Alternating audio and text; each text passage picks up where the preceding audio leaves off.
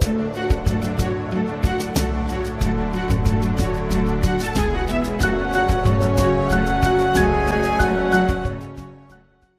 bien voilà, homéostasie, la spiritualité des profondeurs, le voyage guidé dans les mystères de l'esprit et le choc des convictions duquel jaillit la vérité. Mesdames et messieurs, vous avez raison d'être scotchés parce que ce samedi est un samedi pas comme les autres, dans un thème tout à fait homéostasique, la délivrance par la révélation de Jésus.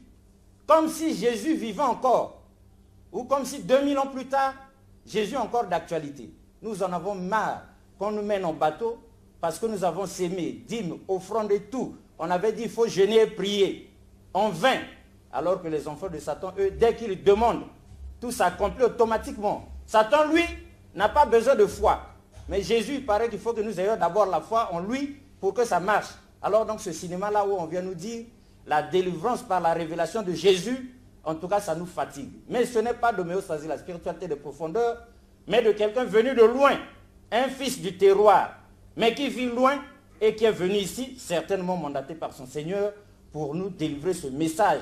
Mais nous sommes des contestataires, parce que ici, ça fait longtemps, dîmes, offrande de sacrifice, offrande de ceci, offrande de mariage, offrande du travail, offrande du sommeil, offrande pour avoir les enfants. Oh, c'est fatigant. À ce moment-là, quelqu'un était passé ici, nous démontrer par A plus B, dans l'émission Jésus-Christ, dans le thème, pardon, mythe ou réalité. Et ce pasteur de l'église l'assiste, avait carrément démontré ici que Jésus-Christ est un mythe. Il n'a jamais existé parce qu'il n'existe aucune preuve tangible de l'existence de Jésus. C'est là où nous avions demandé à tous les hommes de Dieu réunis. Calculatrice en main, comptez-nous toutes nos dîmes, offrandes et tout. Depuis 15 ans que nous sommes à l'église, rendez-nous ça parce que Jésus est un mythe. Or aujourd'hui, on vient nous dire encore qu'il y a la délivrance par la révélation de Jésus. Il y a de quoi se demander de quelle révélation il s'agit. L'homme de Dieu, bonjour. Bonjour.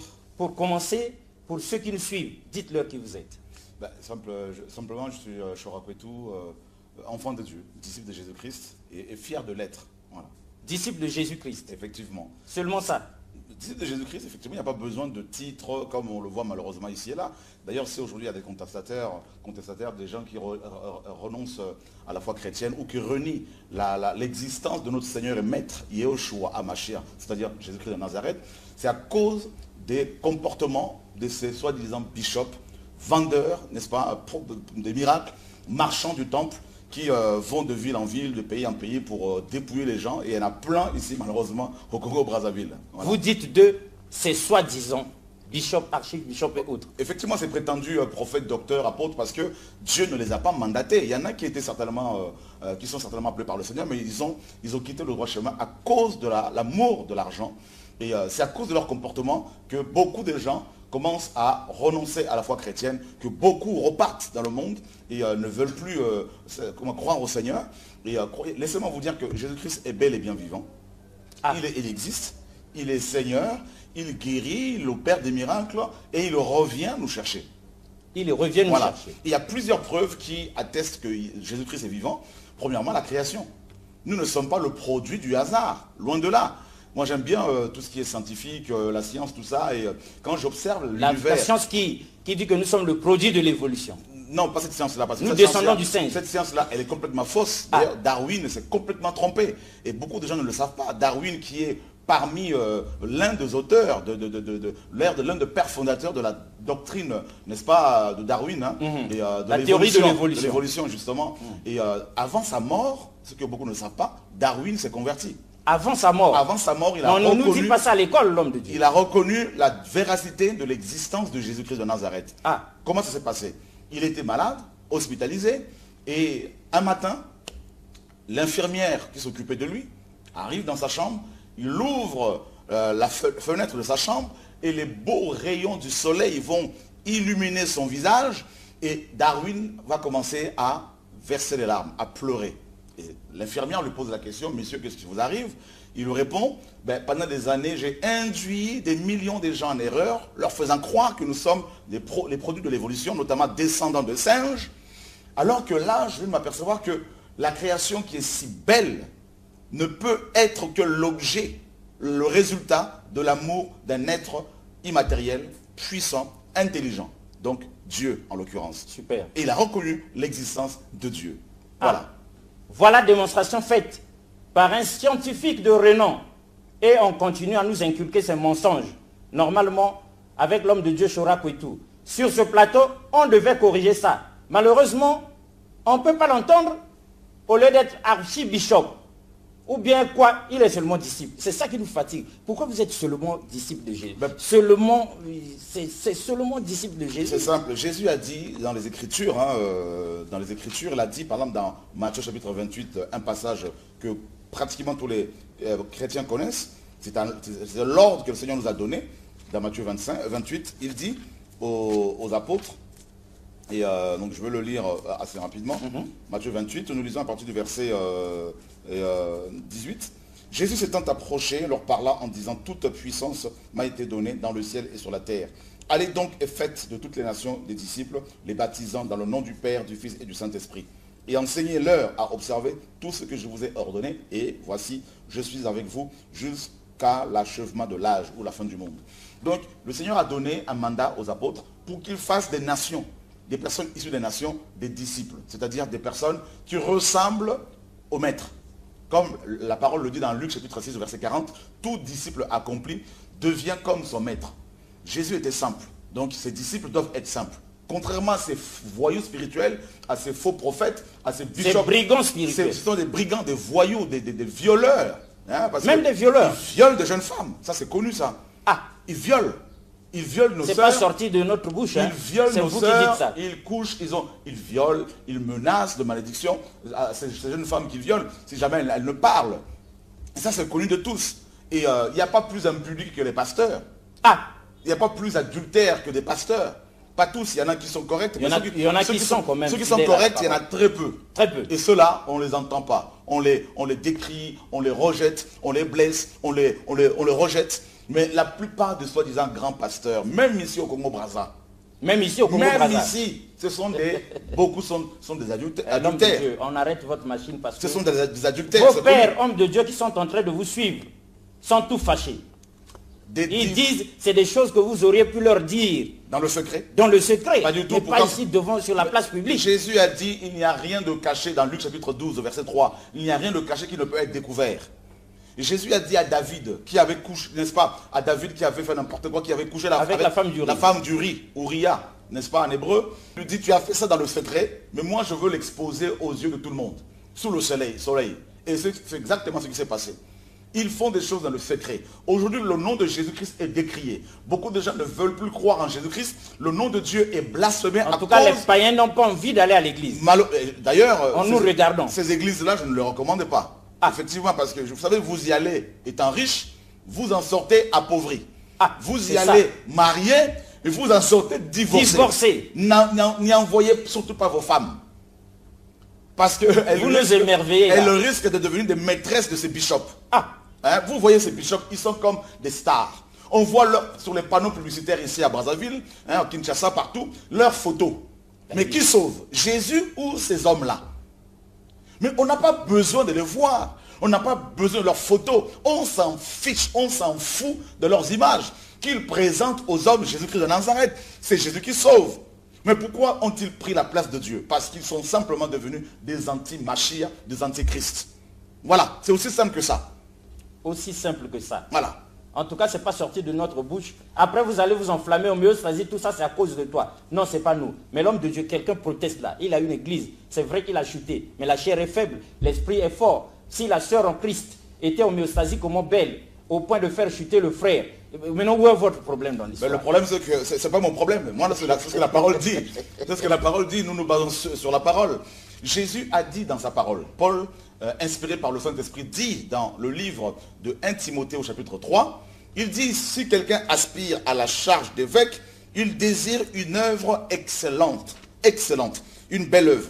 Et il donne, n'est-ce pas, les descriptions, les caractéristiques d'un évêque, c'est-à-dire d'une personne qui est censée, n'est-ce pas, nourrir les frères et sœurs, les âmes du Seigneur. C'est dit dans la Bible. C'est dans la parole. Voilà ce que Paul dit, justement. Il dit, il faut que l'évêque soit irrépréhensible, mari d'une seule femme.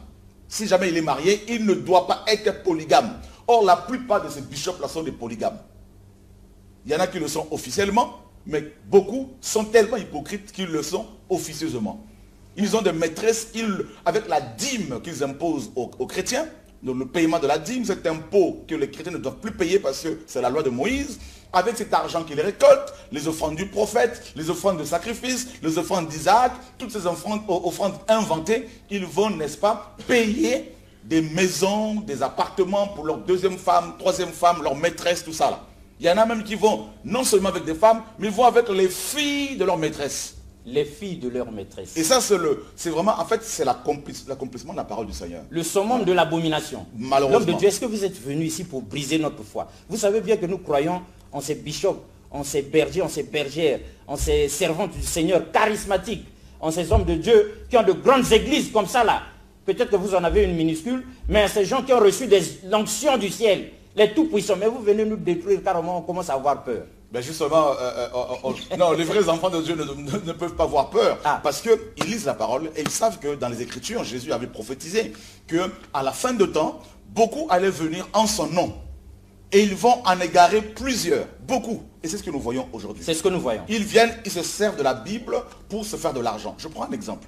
Jésus-Christ dans la parole, dans Jean chapitre 14, verset 15, Jésus a dit, celui qui m'aime, c'est celui qui garde mes commandements. Si vous m'aimez, gardez mes commandements. Or, on nous lit ça à l'église. Ben bien évidemment parce que c'est écrit. Mais ils le lisent sans l'appliquer. Et l'un des commandements de Jésus-Christ est celui-ci. Dans Matthieu chapitre 10, le verset 8. Jésus-Christ dit aux apôtres, il dit, n'est-ce pas, allez dans le monde entier, prêchez l'évangile du royaume. Non, les églises, mais prêchez le royaume de Dieu. Et ensuite, il leur dit, guérissez les malades, purifiez les lépreux. Et il dit au verset 8, guérissez les malades, rendez purs les lépreux, ressuscitez les morts, chassez les démons, les personnes possédées. Vous avez reçu gratuitement, donné gratuitement. Le verbe ici est à l'impératif, n'est-ce pas? Donc c'est un ordre. Un ordre du Seigneur. Que Jésus donne ici à ses disciples, c'est-à-dire aux personnes qui sont comme lui. Humbles, simples, sanctifiés, justes, intègres, honnêtes. Et il leur dit à ces hommes-là, à ces femmes-là, ben vous avez reçu la grâce de chasser les démons.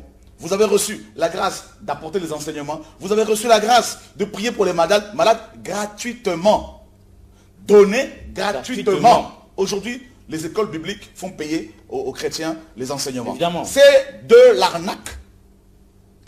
Aujourd'hui, pour faire la délivrance de quelqu'un, on demande de l'argent. Une sœur, hier, nous raconte comment, n'est-ce pas, un pasteur va lui exiger, n'est-ce pas, le paiement de $600 canadiens pour pouvoir recevoir la délivrance. C'est une sœur du Congo-Brazzaville mais qui vit au Canada. Elle est allée voir un voyou là-bas qui couche avec des femmes. Mais la sœur était choquée. Comment serait-il possible? Comment on peut vendre le salut? On peut vendre la guérison. Comment peut-on vendre le salut, la délivrance, tout ça là? Eh bien, ce sont des gens qui travaillent, comme Paul le dit dans Philippiens 3, 18. Ils ont pour Dieu leur ventre. Voilà pourquoi beaucoup ont du gros ventre, des gros ventres. Ils mangent l'argent des frères et sœurs. Ils dépouillent les frères et sœurs. Ils aiment manger. Ils aiment manger. Ils aiment bien manger. Leur table est vraiment bien garnie. À l'homme de Dieu. Nous avons, avant de venir ici, depuis hier soir, mesdames et messieurs, nous avons maudit la SNE. Vous savez pourquoi? Parce qu'il n'y avait pas de courant à la maison. On s'est dit, il y a Chora Koitou qui arrive. Attends, SNE, il faut envoyer le courant. On va dépoussiérer, repasser la veste pour être présentable. Mais nous arrivons sur ce plateau.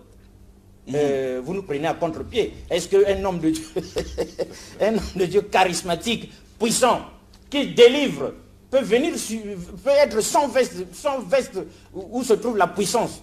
L'homme de Dieu. Vous auriez pu venir ici, costume, cravate, tirer 4 pains comme les sapeurs de chez nous, avec l'onction du Saint-Esprit, n'est-ce pas? Ben, c'est simple. Pourquoi nous ne venons pas forcément en costume et cravate? Parce que j'estime Vous en avez des tas à la maison, mais pourquoi vous ne les portez pas pour venir faire des délivrances? Ben parce que je veux être libre, parce que Jésus était simple. Voilà. Donc je ne veux pas me mettre ni en soutane, ni en costume et cravate. Pas avec une chaînette avec la croix de Jésus. Pas du tout, non, là c'est encore une invention carrément humaine. D'ailleurs, comment peut-on porter l'objet de malédiction autour de son cou? Parce que la croix, le poteau sur lequel Jésus-Christ était crucifié, était un objet de malédiction selon la parole de Dieu. Selon Galates chapitre 3. maudit soit celui qui est pendu au bois. On nous lit ça à l'église. Ben voilà. Donc, portez ça autour de mon cou. Non, la croix, c'est la vie. La croix véritable. Sur le plan spirituel, la croix, c'est la vie. C'est l'arbre de vie. Ça, c'est encore un autre débat. Alors, débat. Aujourd'hui, on voit des pasteurs qui s'habillent en costume et cravate. Même quand il fait 40 degrés, 45 degrés, ils s'étouffent. Oui. Ils s'étouffent dans leur costume et cravate. Ils ont le cravate. En fait, cette cravate-là, ce sont je comprends, des laisses. Vous savez, en Europe, nous avons des chiens avec des laisses. Chacun tire son chien voilà. comme ça. Là. Donc avec des laisses. Donc je crois que Satan les tient comme ça. Ah oui, ça c'est sûr. Donc et on voit par rapport à leurs fruits, parce qu'on reconnaît un arbre à ses fruits. On comprend les cravates de ces gens. Effectivement. Donc on vous écoute avec toute l'attention du monde. Alors regardez comment Jésus-Christ homme, parce qu'il est 100% homme et 100% Dieu. Jésus-Christ homme, comment il était? Est-ce qu'il s'habillait en sous-vêtements et costume et cravate? Est-ce qu'il s'habillait en Jimmy Weston? On va voir tout ça. Et dans Ésaïe 53, là le prophète décrit Jésus-Christ homme. Nous sommes au 8e siècle avant Jésus-Christ. Le prophète Ésaïe dit ceci. Et au verset 1er, qui a cru à notre prédication? Et à qui le bras de Yahweh a-t-il été révélé? Toutefois, il s'est élevé devant lui comme une jeune plante, comme un rejeton qui sort d'une terre desséchée. Il n'y avait en lui ni beauté, ni splendeur, quand nous le regardions, ni apparence qui nous le fasse désirer. Il était le méprisé et, n'est-ce pas, le rejeté des hommes. Ni beauté quand on le voyait, ni apparence, Jésus, ni rien d'attirant sur le plan physique. Mais quand on voit aujourd'hui des pasteurs, il y en a qui vont décaper la peau, ils vont éclaircir la peau, tout ça, avec du mécaco, avec des produits chimiques, tout ça là. Leurs femmes deviennent des first ladies, des premières dames. Mais c'est la confusion totale. Mais Jésus n'a rien à voir avec ça. Jésus s'habillait simple. Vous savez quand Jésus-Christ est passé, Jésus-Christ est homme, quand il allait de ville en ville, selon les évangiles, ceux qui le reconnaissaient par rapport à l'amour qu'il dégageait, par rapport au caractère du cœur, la simplicité, la parole qu'il annonçait. Il parlait avec autorité, selon les Écritures, mais il ne le reconnaissait pas par rapport à une beauté physique. D'ailleurs, Judas, qui l'a trahi, il a donné pour signe aux gens qui étaient avec lui, les soldats, voilà le baiser. Il dira, celui à qui je donnerai le baiser, c'est lui. Il faudrait l'arrêter. Pour vous montrer que Jésus-Christ ne s'habillait pas comme, n'est-ce pas, de manière différente des autres. En tout cas, c'était comme tout le monde. Voilà, comme tout le monde. On ne pouvait pas le distinguer des autres de loin. Pas du tout, par rapport au vestimentaire. Voilà. Et aujourd'hui, quand on va dans les assemblées, on peut facilement savoir qui est le bishop, qui ne l'est pas. Par rapport à la démarche, par rapport à l'habillement, par rapport à l'insolence, n'est-ce pas? À l'insolence. À l'insolence, parce que beaucoup, dans leur discours, ils sont insolents. Il faut voir comment ils parlent aux chrétiens, comment ils s'adressent aux enfants de Dieu. Moi, j'en connais plein ici, à Brazzaville, plein ici au Congo, même dans les deux Congos, mais qui sont d'une telle arrogance, d'un tel orgueil. Puis, il y en a qui sont plus orgueilleux que l'orgueil même. Plus orgueilleux que l'orgueil même. Parce qu'on ouvre la porte de leur voiture. Vous avez vu ça dans quelle Bible? Le pasteur, selon la Bible, c'est celui qui sert les autres. Jésus-Christ dit à ses apôtres, moi, je suis venu non pour être servi, mais pour servir. Il a fait à manger pour les apôtres. Combien de pasteurs ont déjà fait à manger pour les frères et sœurs? Oh, il ne nous donne rien. Il a fait à manger. Même quand nous avons des problèmes, on leur pose ça, ils sont toujours fauchés. Ben voilà. Voilà. Donc, Jésus-Christ... Depuis 15 ans que vous avez votre église, l'homme de Dieu, quels sont ces fidèles-là que vous avez déjà aidés dans leurs problèmes? Voilà. Rien. Mais tous les jours, c'est nous qui devons s'aimer à l'église. Ben, l'homme de Dieu. Voilà. La valeur de tout message dépendant étroitement de la qualité du messager. Voilà pourquoi nous sommes en train de chercher vos contours pour que les gens comprennent. Mais dites-nous, vous n'êtes pas né de la dernière pluie. Le ministère, vous l'avez commencé quand? Nous ne voulons pas avoir affaire aux gens qui improvisent. C'est seulement ce matin que Dieu lui a parlé. Depuis quand vous êtes... Il y en a, ils ont le ministère comme le ricin de Jonas. En tout cas. Ça pousse en un jour et ça meurt en un jour. Voilà. Donc du jour au lendemain, ça y est, ils deviennent des bishops internationaux, tout ça. Et puis après, on entend, il n'y a plus rien. Plus rien. Il n'y a plus rien. Tout disparaît. En fait, ce n'est pas forcément le nombre d'années qui compte. Ah. Mais c'est vrai que ça fait depuis 86 que j'essaie de servir. Vous en avez accumulé de l'expérience, puisqu'on vous voit de retour sur ce plateau de Méostasie. Mais l'homme de Dieu, vous êtes en France, en Europe, à Paris, ou on ne sait où, vous êtes là-bas. Donnez-nous les nouvelles du ministère. Qu'est-ce que vous faites? Quelle est votre mission là-bas? Que fabriquez-vous là-bas? Qu'est-ce que vous avez pu réaliser avec la puissance de l'onction? Nous allons évaluer un peu si ça tourne rond chez vous, si Jésus opère chez vous, il opérera chez nous. Parce qu'on n'a plus besoin d'aventuriers spirituels. Merci, très bonne question. En fait, je voudrais dire que ce n'est pas moi qui fais, ce ne sont pas les frères et ceux qui sont avec moi et avec lesquels on collabore. En fait, c'est Dieu qui fait son œuvre tout simplement. Ah. Et c'est la grâce, comme Paul pouvait le dire. Qui sommes-nous? On n'est rien, de la poussière. Et la parole nous dit que tout ce que nous faisons, c'est Dieu qui l'accomplit par nous. Donc nous sommes de simples canaux. Et d'ailleurs, le Seigneur dit dans Luc chapitre 17, quand vous aurez fait tout ce qui vous a été ordonné, dites, nous sommes des serviteurs inutiles, des esclaves inutiles. Donc à Dieu seul toute la gloire. Tout ça, c'est dans la Bible. Tout ça, c'est dans la parole. Luc chapitre 17. Tous les hommes de Dieu lisent ça. Ils lisent la Bible. Oh. Le problème, c'est qu'ils lisent la Bible ils l'interprètent pour leur ventre. Ah, on comprend maintenant. Ils l'interprètent pour attraper les gens. C'est une arme pour s'enrichir. C'est une arme pour prendre les femmes de Dieu. Il nous appâte avec la Bible. Malheureusement. Et d'ailleurs, qu'est-ce que Dieu fait justement au travail des uns des autres, au travail de nous? Il fait beaucoup de choses. Et nous continuons à prier pour qu'il fasse encore plein de choses. Et nous le croyons parce qu'il est vivant. Et il fait, par exemple, l'évangile nous dit que, en fait, Jésus-Christ un jour, pour bien répondre à votre question, un scribe lui pose la question dans Marc chapitre 12. Quel est le grand commandement, ou le plus grand commandement? Jésus-Christ dit, Shema Israël, Adonai Eloheinu, Adonai Ehad. Écoute Israël, Yahweh notre Dieu, Yahweh est un. Ou le Seigneur est un. Alors il commence par dire, tu aimeras le Seigneur ton Dieu de tout ton cœur, de toute ton âme, de toute ta force et de toute ta pensée, et tu aimeras ton prochain comme toi-même. Et il y a deux commandements que le Seigneur nous a laissés. Et ces deux grands commandements résument en fait l'amour du Seigneur. Donc le premier commandement fait allusion à une dimension spirituelle, à l'amour de Dieu, parce que Dieu est esprit, il faut l'aimer avec notre cœur, en esprit également. Le deuxième commandement est d'une dimension physique, sociale, c'est-à-dire le fait d'assister l'autre.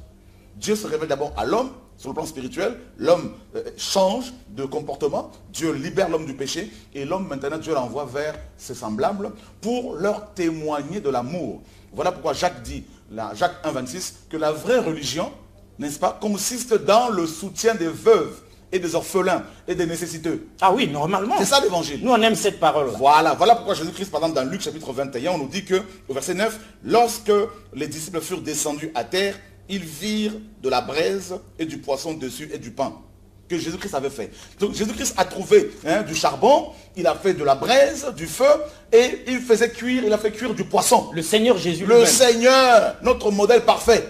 Donc voilà pourquoi nous ne faisons que répéter ce que Jésus-Christ a fait.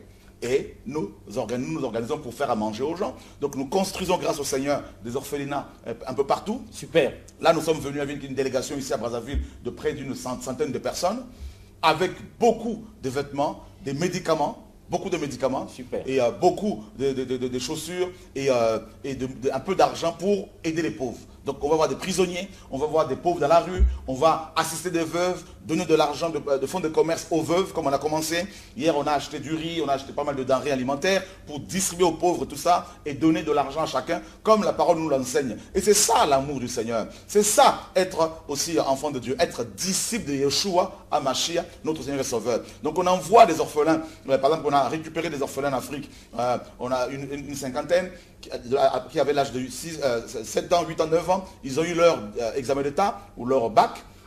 On en a pris 10 qu'on a envoyés à Tunis et 5 ont pu continuer et depuis 4 ans. Et là, aujourd'hui, ils viennent de recevoir leur licence. Waouh. Voilà. C'est vérifiable. Vérifiable, il y a des preuves, bien sûr. D'accord. Et bien sûr, ça c'est. Et grâce à Jésus, on a des orphelins en Chine, en Russie, en Colombie, en Haïti, au Mexique, à Brazzaville, Congo-Kinshasa, Centrafrique, l'Angola, Côte d'Ivoire, le Ghana, l'Ouganda, le Burundi, tout ça là, dans plusieurs nations, et des orphelinats qui se construisent, des maisons des veuves qui se construisent, notamment en Afrique, une maison de veuves qui a été construite, on a récupéré 205 veuves qui dormaient sur les marchés, qui étaient violées par des enfants de la rue. 205 veuves. Tout ça, et donc la scolarité des enfants qu'on paye, et chaque mois, grâce à Jésus, on envoie dans ces différentes structures dans le monde entier, des structures sociales, près de 14 000 $, 12 000 €, tout ça là, pour assister ces hommes et ces femmes. Et nous sommes en train de mettre en place un projet ici en Afrique centrale, parce qu'on a reçu du matériel médical de l'hôpital de Pau en France, et des appareils qui coûtent 30 000, 50 000 euros, tout ça, et nous allons ouvrir maintenant un hôpital social où des gens qui sont dans les besoins, des enfants qui sont dans les besoins des nécessiteux, qui n'ont pas les moyens, pourraient éventuellement y aller pour se faire soigner. En accord avec des médecins, des chrétiens médecins qui sont dévoués, qui sont, n'est-ce pas, qui ont à cœur le soutien de la veuve, de l'orphelin, tout ça là. Voilà l'évangile. Voilà l'évangile, l'homme de Dieu. On vous arrache la parole comme pour dire. Mais, apôtre, évêque, pasteur, docteur de la parole, et archibishop, vous lisez la même Bible que le disciple de Jésus, Chorakwetu. Mais d'où vient-il que vous ne faites pas tout ce que lui dit là, tout ce que la Bible recommande, vous n'appliquez pas. Et vous nous avez fatigués. On a semé, on n'a rien récolté à ce jour. Heureusement que la délivrance arrive parce que visiblement, après avoir entendu tout ça, nous nous disons, on dirait bien que Jésus-Christ opère encore. Parce que si des choses comme ça se font, au nom de Jésus, sans attendre en retour quelque chose, c'est que ce Jésus-Christ-là est vivant. Mais l'homme de Dieu, quelqu'un est contestataire. Il dit, c'est vrai que vous, on peut encore accepter. Tout ce que vous avez dit là, nous avons vérifié sur le net avant que vous n'arriviez, parce que le monde est devenu homéostasique. On sait que c'est vrai parce qu'on a vu qu'il y a des images. Il dit, tout ça, il peut accepter. Ce qu'il n'aime pas chez vous, c'est que vous aviez un jour osé retoucher la Bible. Alors nous avons dit, non, là, il ne peut pas le faire. Oui, il a fait réécrire. Il y a eu un truc comme ça là. Est-ce que vous avez retouché la Bible, vous avez fait réécrire? Qu'est-ce qui se passe dans cette affaire avant qu'on ne plonge dans la délivrance par la révélation de Jésus? Très bonne question, ça c'est une bonne question. Alors pour y répondre, je dirais, vous savez, si vous voulez assécher un arbre, il faut le déraciner. Bien sûr. Et là, l'arbre ne pourra plus porter des fruits. Et il se trouve que, malheureusement, nos frères africains ont été déracinés. Nous avons été déracinés par la colonisation. Je prends un exemple. Par la colonisation, via la religion catholique, on nous a fait croire, nous, les Africains, que c'est l'Église catholique qui a amené l'évangile en Afrique. Mais c'est faux. Ah, complètement faux. On enseigne ça à l'école, mais c'est faux. Je voudrais vous dire aux téléspectateurs, en tout cas, dites-leur ça. Quand l'Église est née il y a 2000 ans, à Jérusalem, il y avait des Africains qui y étaient. Des Africains. Il y a 2000 ans. Vous pesez bien vos mots. Avant, de Dieu, le monde entier nous suit. Des Africains. Parce que la parole nous dit dans Actes chapitre 2 qu'il y avait des Égyptiens. Ah, donc l'Égypte c'est en Afrique. En Afrique. Il y avait des Libyens. Des Libyens. Donc, en Afrique. Voyez?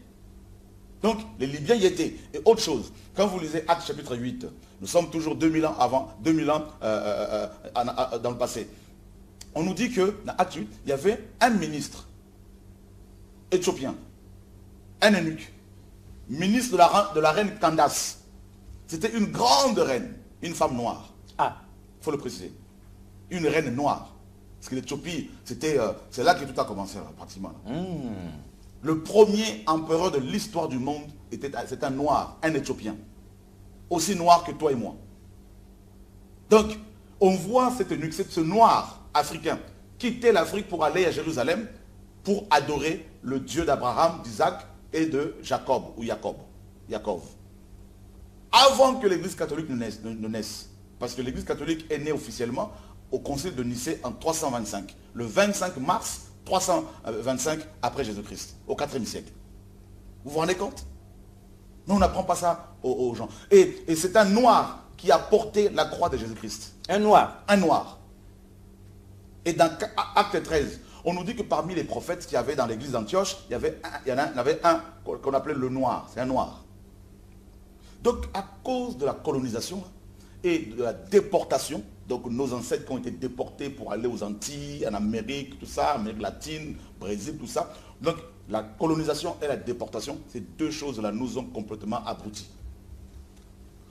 Au point de nous faire croire que les Noirs n'ont pas une culture très avancée, tout ça, alors qu'avant... Que nous ne sommes jamais entrés dans l'histoire. Jamais rentrés dans l'histoire. Voilà le mensonge de certains dirigeants occidentaux.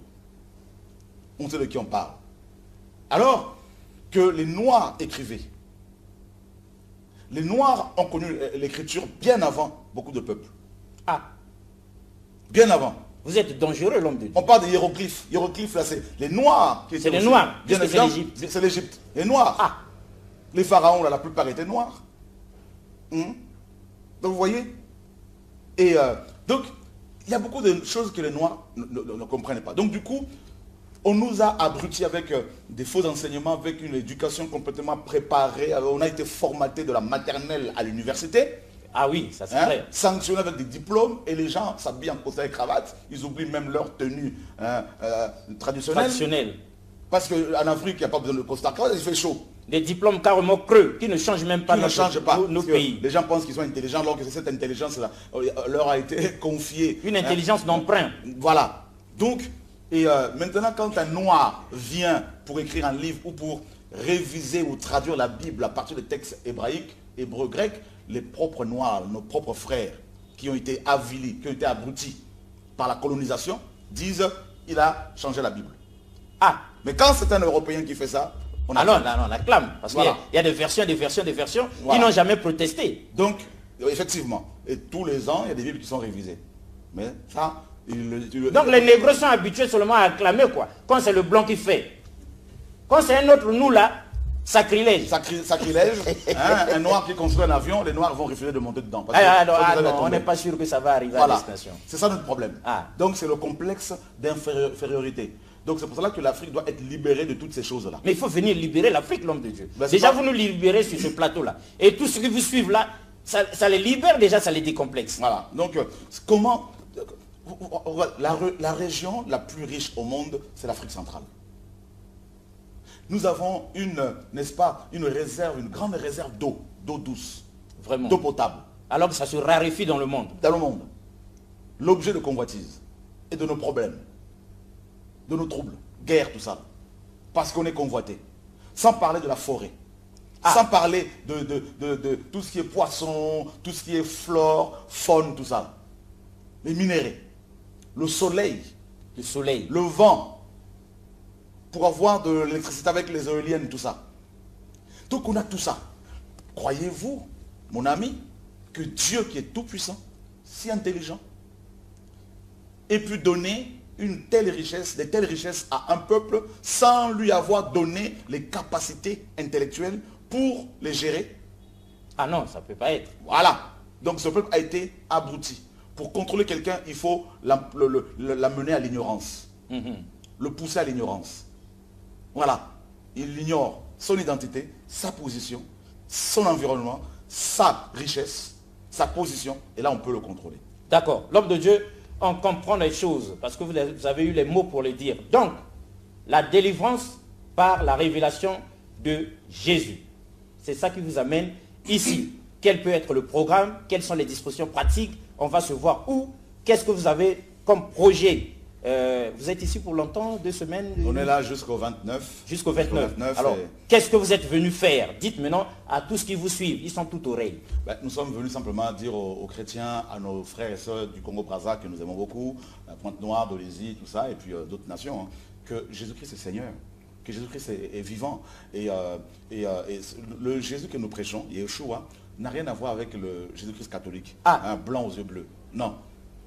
C'est pas le bel homme, la belle Non, non, star. pas du tout. Il n'était pas comme ça. Ah, Et Jésus-Christ, Dieu, on le décrit dans la parole, c'est un. Il n'est pas comme ça. ça n'engage que vous-même. C'est ce Nous, que la on parole sait dit. seulement les images que l'Église catholique nous a Eh ben, présentées. ça, c'est un faux Jésus, c'est un démon. Ah, on Voilà. vous écoute avec attention. C'est un démon. Donc, j'invite les chrétiens qui ont ces photos de les brûler, justement. Qu'on les brûle, Qu'on les tout brûle, simplement. qu'on les brûle tout simplement. Mais les photos de la Sainte Vierge Marie, on garde. Ben, on peut brûler aussi parce que Marie... Avec l'enfant Jésus. eh ben, ça n'a rien avec la parole du Seigneur, cette photo-là. D'ailleurs, qui était là pour prendre Marie en photo?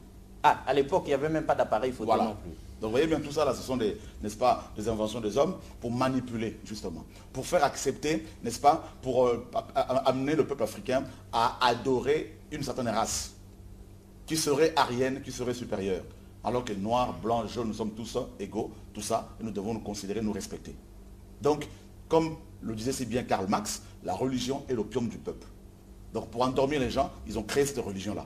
Et plein d'autres religions, même les églises de réveil, là, pour manipuler les Ah chrétiens. non, les églises de réveil, c'est des églises de réveil. Le sommeil, Ah, ça c'est vous qui endormi. dites. Complètement. Et ça ronfle. Elle-même déjà. Et vous avez Ça vu ronfle tous dedans. ces bâtiments qui sont en train d'inaugurer ici même à Brazza, c'est ces grandes bâtisses à la gloire de l'homme. Jésus-Christ n'a pas dit de construire des bâtiments. C'est nous qui sommes le temple du Saint-Esprit. Ce ne sont pas les bâtiments que nous avons construits avec climatisation, tout ça. Tout ça, c'est de la fumée. Après, vous allez vous plaindre encore. On comprend pourquoi les autres hommes de Dieu vous détestent. Hein. Donc, quelqu'un a souffert durant des années pour construire le temple à la gloire du Seigneur. Vous arrivez soudain, brusquement, tout à coup, pour remettre en question tout ça et dire que c'est nous le temple du Saint-Esprit. Donc, ces bâtisses ne servent à rien. L'homme de Dieu. À rien parce qu'on investit des milliards là-dedans. Mais oui, évidemment, pour que ce soit beau et que ça tire le Saint-Esprit. Le Saint-Esprit, on ne l'attire pas par les bâtiments. Paul dit dans Acte 17, le Dieu qui a créé les cieux et la terre, étant le maître du ciel et de la terre, n'habite pas dans le temple construit par des mains des hommes. Ces temples-là sont des temples païens. Ce sont des démons qui sont là-dedans. Des démons. Des démons. Jésus a dit, il ne restera pas pierre sur pierre qui ne soit démoli. En parlant du temple de Jérusalem. Il dit dans Jean 4, l'heure vient et elle est déjà venue où vous allez adorer le Père en esprit et en vérité. Ce sera ni à Jérusalem, ni dans la Samarie, mais en esprit et en vérité. Et 1 Corinthiens 3,16 dit que nous sommes le temple du Saint-Esprit. Voilà pourquoi nous sommes venus pour dire toutes ces choses-là aux chrétiens. Justement. Tout ce partage-là. D'accord. Donc nous sommes justement au 1 rue Paul Kamba, je crois. Rue Paul Kamba, ici à Poto-Poto. Ici à Poto-Poto, à la salle... je crois que c'est Joséphine si je ne me trompe pas. Ah oui, voilà. Les gens vont se retrouver. On se retrouve là-bas et puis après on sera à Pointe-Noire, mais là on va donner des informations un peu plus... Mais il n'est pas exclu qu'Homéostasie, comment nous écrive l'adresse ou bien quelque chose qu'on nous balance ça d'ici là. Mais l'homme de Dieu, le temps qu'on nous cherche l'adresse, qu'on nous donne les coordonnées exactes pour que tous nous allions là-bas. Mais au moins on sait qu'au rond-point Poto-Poto, dès qu'on regarde vers la gare, la rue Paul Okamba se trouve quelque part là. Donc, impossible de se perdre. Le rendez-vous, c'est pour samedi. Quelles sont les dates? Déjà, samedi, ce samedi, on sera... Donc, c'était la semaine, en fait, parce que comme on est la semaine passée, oui. Et samedi, on sera... samedi et dimanche matin, on sera à la préfecture de D'accord. Brazzaville. Emmenez-nous toutes les dates, emmenez-nous les renseignements qu'il faut pour que nous puissions y aller. Mais l'homme de Dieu, visiblement, quand vous dites la délivrance par la révélation de Jésus, on dirait bien que il faut, avant les chrétiens, il faut bien que les hommes de Dieu eux-mêmes, vous les délivrez d'abord. Ils sont possédés. Parce que c'est eux qui nous induisent dans... Mais ils sont possédés parce qu'un aveugle qui conduit un aveugle, les deux tomberont dans un trou. Voilà. Voilà pourquoi il faut qu'ils soient délivrés, ces pasteurs-là. Donc ils doivent venir à ces rencontres-là. Il faut qu'ils soient délivrés d'abord de l'ignorance parce qu'ils sont ignorants. Hein? Deuxièmement, qu'ils soient délivrés de la cupidité, du péché, de l'adultère. Vous n'y allez pas de même ordre. Qu'ils soient délivrés parce que j'ai peur de personne. Ce n'est pas une insulte, mais c'est la vérité. Quand Jésus-Christ disait aux pharisiens race de vipères. Progéniture, littéralement. Ah, progéniture. Progéniture, c'est encore plus fort. C'est plus fort. De vipères, c'est-à-dire descendance de vipères. Est-ce qu'il insultait les gens? Non. Si on dit cet animal est un chat, on ne l'insulte pas. Non, c'est un chat. C'est un chat. Si on dit qu'un pasteur est adultère, si on dit que ces pasteurs sont des voyous spirituels, des escrocs, eh ben c'est ce que combien parmi eux, avec toute cette, n'est-ce pas, accumulation de richesses, là, combien on console les orphelins ici à Brazzaville? Ah, l'homme de Dieu. Vous ne pouvez pas savoir combien nous avons souffert ici. Voilà. Et ceux qui débarquent de Kinshasa pour déverser toute leur saleté ici, à Brazzaville, telles des vagues qui écument. Ils disent qu'ils sont poussés par l'Esprit de Dieu. Poussés par l'argent. C'est Dieu qui les mandate. Poussés par le franc CFA. Par le franc CFA. Par le franc CFA. Poussés qui vont convertir en retraversant le fleuve. Vous avez tout compris. Ah, ça c'est grave. Et on nous accueille comme des dieux. On se met à genoux devant eux. Jean, l'apôtre, s'est mis à genoux devant l'ange que Dieu lui avait envoyé. L'ange lui dit, lève-toi. Ne m'adore pas, adore Dieu. Nous aujourd'hui on voit des pasteurs, on les adore, on chante pour eux. Et ces soi-disant chantres chrétiens, j'allais les oublier ceux-là aussi. Des véritables impudiques. Des chantres, des chrétiens. Des gens qui ont abandonné les femmes pour aller homme avec homme. Ah non, ah non. Jusque-là, vous parliez de choses sérieuses, nous étions attentifs. Mais nos chantres, on dirait que l'homme de Dieu, comme il vit en France ou bien où là, on dirait qu'il ne sait pas que nous, on a ici des vrais chantres de Dieu. J'aimerais les voir. Les vrais, ils sont cachés. La plupart de ceux qui sont connus, ils font des clips. Vous avez vu David faire des clips? Ah, il n'y a pas de clip de David. Ben voilà. Ils font des clips sur une chanson, ils vont se changer de vêtements 7 fois. Ça nous avait étonné aussi. Mais c'est de la mascarade. Et on voit des clips où ils sont même dans une chambre. Dans une chambre. On voit le lit du chantre du Seigneur. Ce sont des impudiques. C'est incroyable. C'est Babylone. Babylone, je leur dis à tous ces chantres-là, vous irez en enfer si vous ne vous repentez pas. Donc on est en plein Babylone. Voilà, mais complètement. Dieu dit dans Apocalypse 18:4, mon peuple sortait du milieu d'elle, de Babylone. Ils sont dans Babylone, ces gens-là. Ils savent qu'ils vont en enfer. Ils veulent entraîner le plus possible d'âmes. Parce qu'ils servent le diable. L'homme de Dieu, est-ce que pour ceux qui nous suivent, qui s'impatientent là, ils aimeraient avoir des coordonnées? Ce n'est pas interdit qu'on leur donne des coordonnées, ils peuvent s'en servir pour rejoindre les lieux, pour poser des questions et tout ça. Écrivez-nous homéostasiquement là-bas 2 ou 3 numéros qu'on va balancer là parce que ça s'impatiente. On veut savoir avec précision, l'homme de Dieu fonctionne où? Le temps qu'il est avec nous, on se retrouve rue Paul Okamba, oui, mais quel est le numéro qu'on peut appeler homéostasiquement? Allô, voilà, pour avoir une certaine réponse. Dites-nous ça. Alors l'homme de Dieu, nous pensions, lorsque vous avez dit la délivrance par la révélation de Jésus, nous pensions que c'était un sujet léger. Or c'est profond. C'est profond parce que là, nous sommes en train juste de survoler. Là, on a juste parlé des conséquences de l'esclavage. L'adultère, la convoitise, les chansons qu'on vend, les concerts payants, tout ça sont les conséquences de l'esclavage. Esclaves du péché. L'esclave des hommes. Ils sont esclaves des hommes, esclaves de Satan, esclaves du système religieux, esclaves de Babylone, esclaves de l'amour de l'argent. Maintenant, pour être libéré de tout ça, quelle est la solution? Moïse, quand Dieu l'envoie pour libérer les Hébreux en Égypte, Moïse dit, ben, j'irai, je parlerai à ton peuple. Mais s'il me pose la question, quel est son nom? Que leur répondrai-je? Moïse, Dieu lui dit, à Moïse, Dieu lui dit, ben, tu diras celui qui s'appelle je suis, ou celui qui s'appelle Yahweh. Et Yahweh, c'est Yehoshua. C'est-à-dire, Yahweh est sauveur. Pierre dit dans Acte 4, sous le ciel, il n'y a aucun autre nom, verset 12, qui nous a été donné par lequel nous devions être sauvés, si ce n'est que le nom de Yehoshua. Alors que ces bishops-là retirent leur nom de leur, n'est-ce pas, de la tête des chrétiens, d'accord, qu'ils enlèvent leurs photos sur ces panneaux publicitaires, qu'ils enlèvent les photos, qu'ils enlèvent le maquillage, tout ça là, parce qu'ils se maquillent, ils font des sourcils, tout ça là, comme des femmes. Des hommes de Dieu. Ils se féminisent de plus en plus. Ah. Heureusement que ce n'est pas nous qui disons ça. Donc, qu'on revienne à la vérité, qu'il prêche la sanctification, qu'il prêche la sainteté, qu'il prêche la croix, qu'il prêche le retour de Jésus-Christ de Nazareth. Aucun autre doit être élevé au-dessus de Yeshua HaMashiach, qui est mort pour nous et qui vient nous sauver. Que les chrétiens arrêtent de courir après ces hommes, qu'ils cherchent le ciel parce qu'il y a l'enfer qui existe. Il y a l'enfer qui existe, mesdames et messieurs. L'homme de Dieu, nous, on aime bien votre discours. Seulement, il y a un autre contestataire. Il est aussi homme de Dieu. Il dit, homéostasie, vous avez vu vous-même. Ce que j'ai contre Chorako et tout, c'est ça. C'est ça son problème. Même quand l'église de Dieu se porte bien, il y a des âmes qui sont sauvées, il y a des guérisons qui sont faites, il y a des miracles, il y a de l'onction. Voilà, les églises traditionnelles se portent bien, mais Chora, quand il vient, il trouve toujours des poux même sur une tête chauve, l'homme de Dieu. Mais si les églises se portent bien, les âmes sont sauvées, beaucoup de gens se convertissent. Pourquoi vous venez toujours dire qu'il y a problème? Quand je vois les panneaux publicitaires dans Brazzaville, des panneaux publicitaires où il y a des bishops, des marchands du temple, c'est les vacances, hein? Donc ils viennent préparer la rentrée de leurs enfants. Ah. Il faut récolter. Quand je vois ça, comment peut-on me dire que l'église se porte bien? Mais si vous dites que l'église se porte bien, mais pourquoi vous avez mis des panneaux encore? Voilà. Pourquoi vous appelez encore à la délivrance? Pourquoi ils n'ont pas arrêté avec la dîme? Pourquoi vous n'avez pas arrêté avec la dîme sur tout ça? Pourquoi ils ont pris la place de Jésus-Christ? Ah, ils ont pris la place de Jésus. Et bien évidemment, regardez leur fauteuil. Ils ont des trônes. Ah oui, c'est... Ils ont des trônes. Homéostasique. Mais c'est terrible. Ils se sont tellement érigés. Ils se sont érigés en rois. Ce sont des royaumes, des empires. Ce sont des empires familiaux. Papa meurt, c'est le fils qui hérite.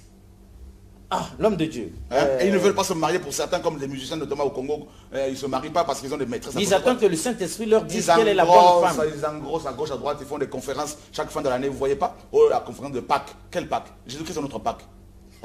1 Corinthiens 5 le dit. Donc nous n'irons plus jamais à ces conférences. Plus jamais, il n'y a pas de jour du Seigneur. Le dimanche, tu peux te reposer chez toi. Ah, le dimanche? Bien sûr. Non, le dimanche c'est le jour du Seigneur. Non, il n'y a pas le jour du Seigneur, c'est tous les jours le jour du Seigneur. Ah. Et un homme amoureux ne peut pas attendre le dimanche pour parler à sa femme. Ah non, c'est tous les jours qu'on est là. Alors, nous aimons Dieu, c'est tous les jours qu'il faut tous les parler. jours qu'on exprime notre amour. Le dimanche, un homme peut prendre sa femme pour aller en vacances, aller en week-end. Ah, aller à Kinkele un week-end, aller ici et là. Le dimanche, c'est le jour du pasteur où le pasteur dépouille les ouailles.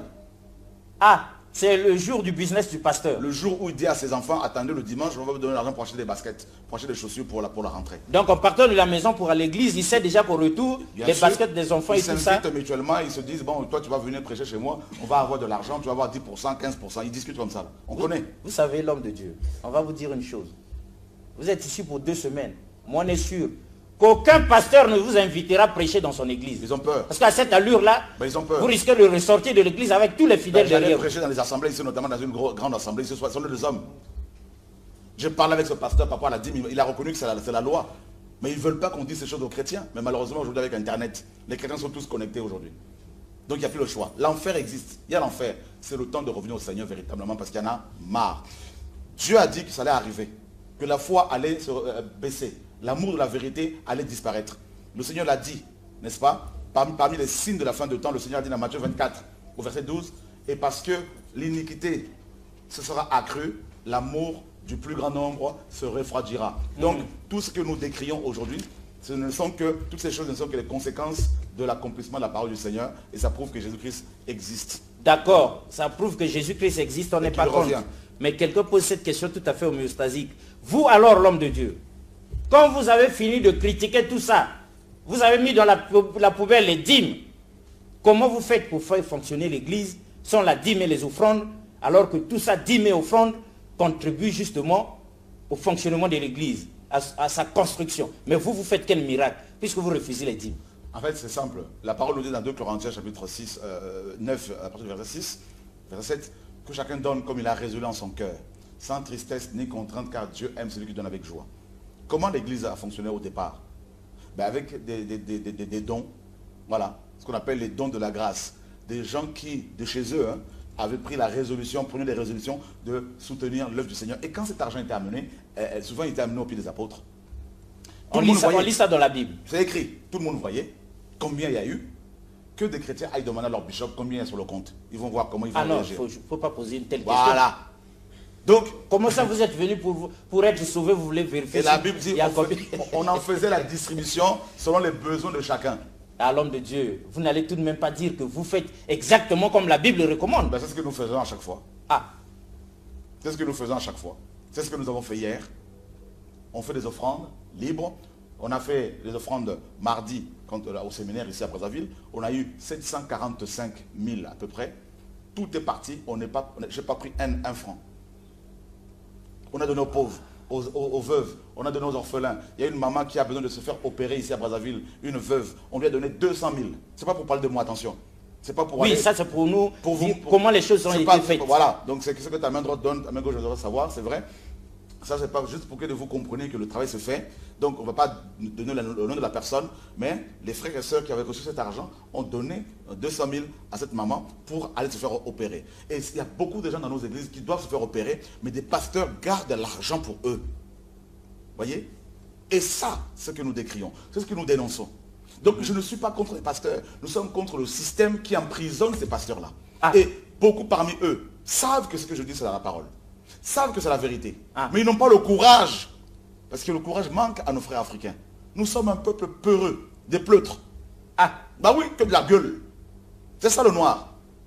On parle face à l'adversité, on se cache. C'est ça la culture black. Justement, voilà pourquoi l'homme de Dieu, il y en a un qui me souffle à l'oreille. Choura là, a continué Kandengwana, il va mourir pauvre. Ça lui apprendra. L'homme de Dieu, vous faites tout sans intérêt, c'est pour gagner quoi? Justement, ça nous choque là de voir que 700 et quelques mille sont entrés. Au lieu d'appeler l'homéostasie, tu es où là? Et me dépanner, non, l'homme de Dieu a laissé, depuis qu'on a vu l'homme de Dieu laisser les choses devant tout le monde, il peut prendre la Bible et tout, ça on comprend, mais l'argent, l'homme de Dieu, vous avez laissé faire et puis vous avez, après il vous reste rien. Et vous venez nous dire ça encore. C'est ce que la parole nous dit. Dans la Bible. Dans la Bible, voilà. Jésus, quand il a nourri les gens avec du pain et du poisson, on le lit. Combien les pasteurs ont nourri les orphelins? On ouvre la porte de leur voiture, on porte leur Bible. Ils ont quoi? Ils ont l'Alzheimer, vous ne pouvez plus porter des Bibles. Ils ont la tremblote. C'est quoi cette affaire-là? Christ n'est pas mort à la croix pour que les chrétiens soient des porteurs de Bible. Des gens qui ouvrent la porte des pasteurs. C'est quoi cette affaire-là? Qui tondent leur pelouse. C'est quoi cette affaire? Qui vont chercher leurs enfants à l'école. C'est quoi cette affaire-là? C'est ce que les pasteurs ici à Brazzaville, à Pointe-Noire font. Ces bishops là, tout ça. Là.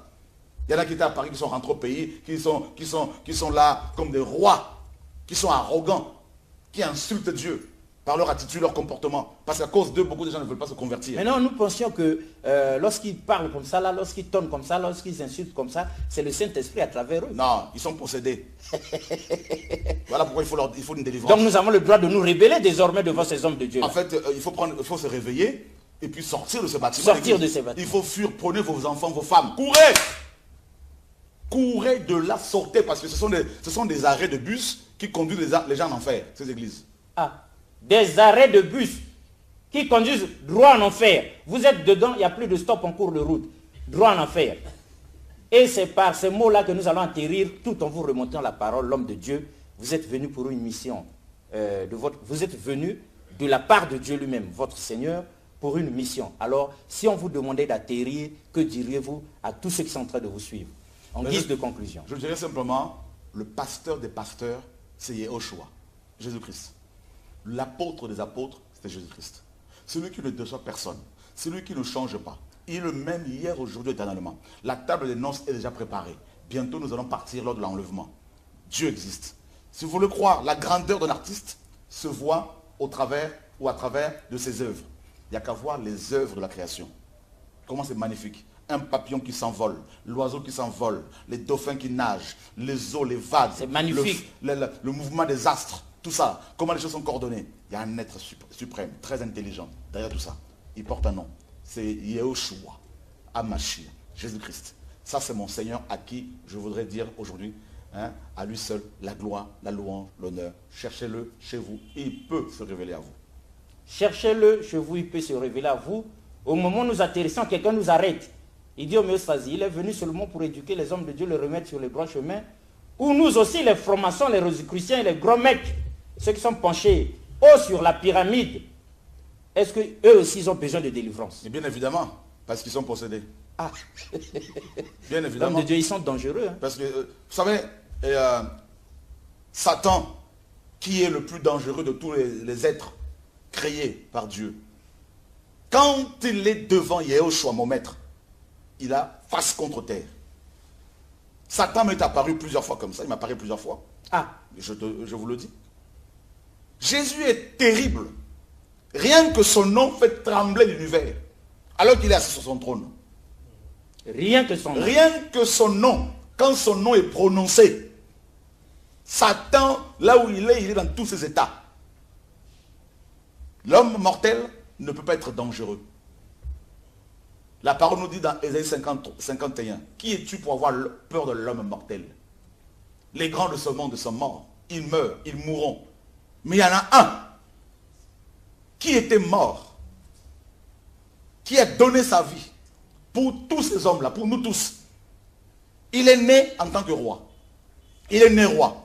À sa naissance, alors qu'il ne parlait pas encore, que le roi Hérode a commencé à trembler, l'homme le plus dangereux de l'époque, à part César.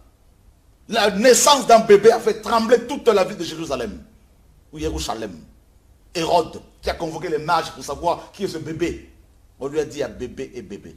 Il y a bébé et bébé. Yehoshua. Il s'en va quelque temps en Égypte avec ses parents. Bébé, un bébé qui va s'exiler. C'est le seul bébé qui va demander l'asile en Afrique. Yehoshua, Hamashia. Ses pieds ont foulé l'Afrique. Et il sort de là. Il rentre à Nazareth. Il va attendre le temps. Pendant 3 ans et demi, il a marqué le monde. Il est mort. Il est ressuscité. Il a marqué le monde. Il y en a qui disent qu'il n'existait pas. D'autres disent qu'il existe. Mais néanmoins, tout le monde prononce son nom parce qu'on parle d'avant Jésus-Christ par rapport au temps et d'après Jésus-Christ. On dit ça à l'école. C'est-à-dire qu'il est au milieu. Et c'est comme il a dit, là où 2 ou 3 s'assemblent, ah non, je suis au milieu. Donc il est au milieu du passé et du présent. Du futur, pardon. Il est au milieu du passé et du futur. Donc il est le présent. Il est le présent. Voilà pourquoi il a dit je suis. On préfère arrêter cette machine tout à fait homéostasique par là, mesdames et messieurs, comme pour dire bel atterrissage et tous, rue Paul Okamba, pour écouter l'homme de Dieu, le temps qu'il est arrivé ici. En tout cas, la délivrance par la révélation de Jésus-Christ nous concerne tous, sans exception. Au revoir et à la prochaine.